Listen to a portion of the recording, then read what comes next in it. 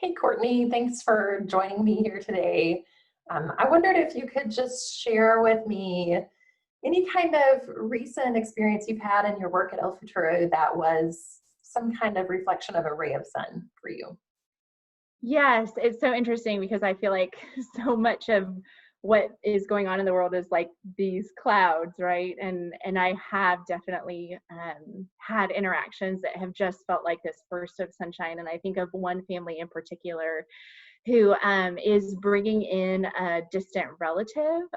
So there was a kiddo, a little girl in Honduras that essentially was uh, left alone. She didn't have her parents had passed away, and so she was sort of living on the street. And some relatives found out about that were here in the United States, and they were able to bring her up. And so she's now living with her grandmother. And it's amazing because it's like in this time where everyone's had to be home and school is canceled, she was going to school for the first time in her life.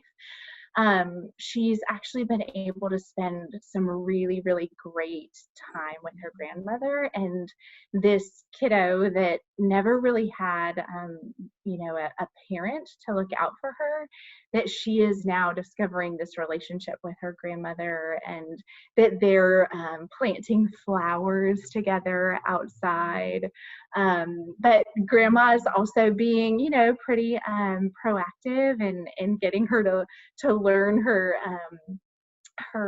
ABCs and teaching her English. And it's just been really, really neat to see how in the midst of a time that does feel particularly dark and inconvenient and maybe even scary, that they've been able to carve out sort of this place in her world that feels much safer and much more supportive than she's ever felt. And so they definitely on my schedule every week. I look forward to seeing them, and they have been definitely a rayo de sol, a little ray of sunlight in my weeks. Thanks so much for sharing that. That's great. Yeah, yeah.